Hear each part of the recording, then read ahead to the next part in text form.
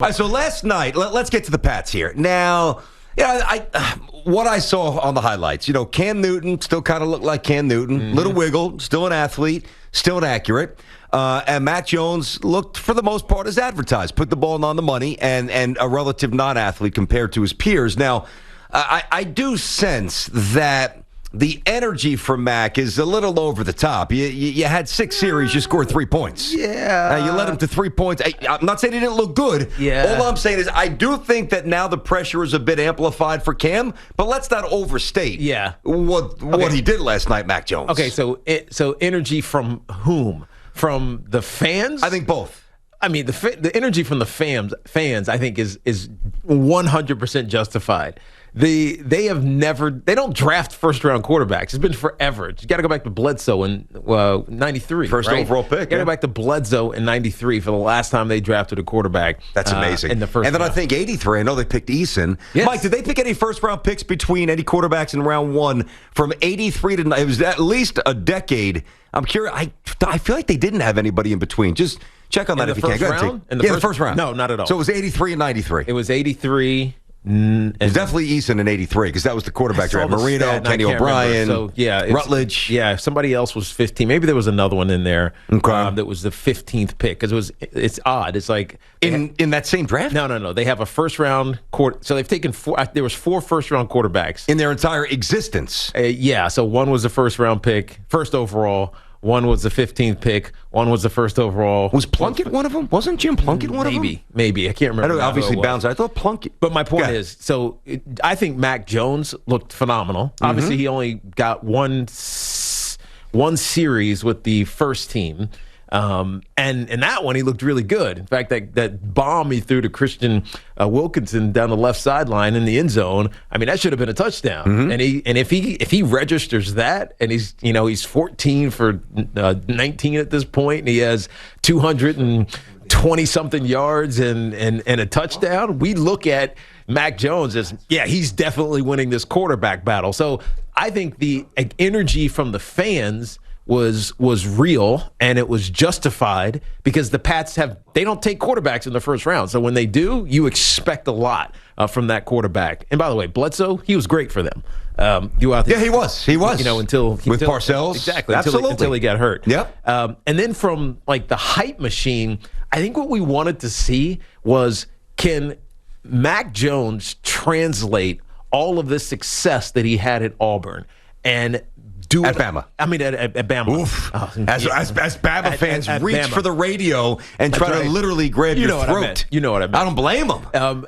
Can Mac Jones replicate what he did at Alabama in the NFL? I think the answer is yes, and I do. And I 100% believe it's yes, because what I saw from him, and people are like, oh, he was dinking and dunking. His yards per completion was 5.2 or whatever it was per completion, which is really low, relatively speaking. No, that's a real low number. It is. Very. But this is exactly what he did at Alabama. He was short, easy passes, completions to his running backs, completions on bubble screens, and then all of a sudden he hits a bomb, a perfectly timed bomb that goes for 70 yards, right? So he's kind of on the same track in my mind of what I saw him do when he was at Alabama, and if Christian Wilkinson catches that pass, we kind of get that. Yeah, well, that's true. I think it was a great debut for him. They're still debating whether or not he's going to win this job. I think he should. But I will understand if Cam walks away with it. I still think Cam has the job. Listen, Cam was not horrendous enough, nor was Mac Jones brilliant enough for me to have this abrupt flip. What I do think that's why I used the word amplify earlier. It does shine the spotlight a little more brightly going into the next preseason game, where if you do have a really sloppy performance from Cam Newton and a solid to stellar one from Mac Jones, now we might have a little bit of a different script. The race is tightened. Yeah. There's no question. But right now, for me, Cam Newton's still the starter. Yeah, I mean, if the season starts tomorrow. Cam is the incumbent, right? He started last year. He was the starter despite him I don't want to say underperforming because it's all relative, but he didn't look fantastic. He didn't look like a world beater. He wasn't an all-pro quality player last year, but he was the incumbent starter. So I get that he's still the guy. And so it's now on Mac Jones to outplay Cam Newton. And I don't think there's a quarterback controversy. I kept hearing that. this morning. Oh, we got a quarterback controversy in New England because Mac Jones played. So it's like I don't think it's quite that. But how would you frame it? This a situation? No, it's more like it's a dilemma because I don't think the Pats can go wrong either way. Right, if they start Cam Newton, you're going to get a lot of what you got last year. Assuming he stays healthy and doesn't get COVID again. Cam Newton was actually he was a positive force for the New England Patriots. Yeah. And so you get that again. Maybe you're limited and maybe you're winning 10 games as opposed to 12 because he's not elite, you know what I mean? But you're going to have a winning team. You're not going to be sub 500 again. And if you go with Mac Jones, there is this tantalizing upside, right? This belief that he just explodes into this person that had one of the best college seasons and national championship seasons in college football history last year at Alabama. Maybe he brings that. Maybe he evolves into that. And I think he will because he didn't look lost. He didn't look confused. Not at all.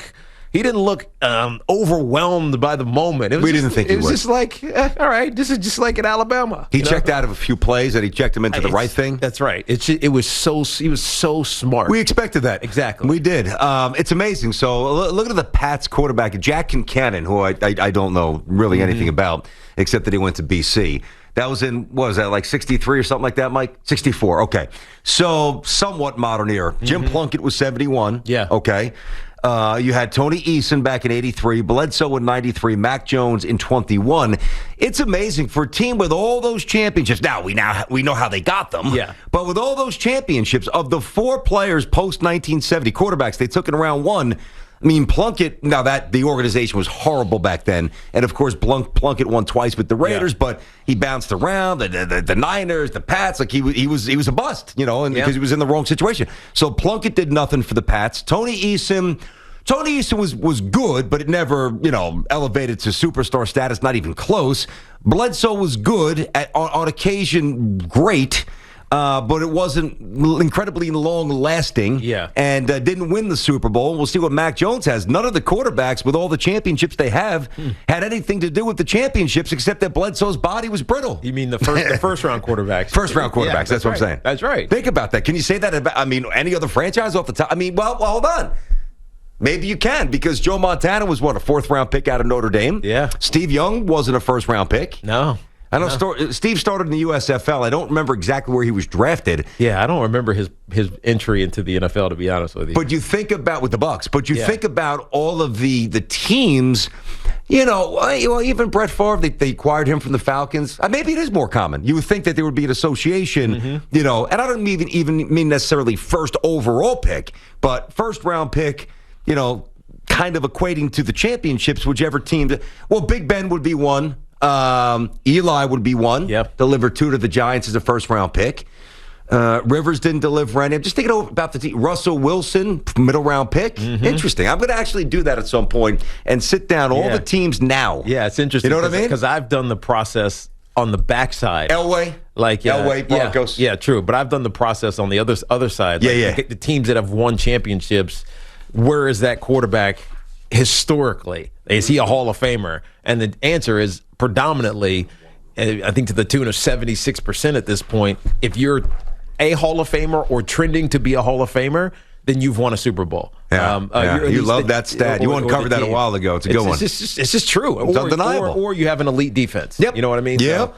So, the teams that have won Super Bowls have had quarterbacks that are predominantly Hall of Fame quarterbacks. No question. Not necessarily first rounders, but Hall of Fame quarterbacks. Oh, the numbers back that stat up, no doubt. Nobody really says this about Cam because it's always about, what he did in Carolina, what he did in New England before he got COVID, what he was after COVID. He's inaccurate. He's coming across as a great teammate. Yeah, and it's not just that soundbite. This whole summer, Cam, you mean? Cam Newton toward Mac Jones. He has been a really good teammate, and that needs to be said for Cam. It's almost like if there you go.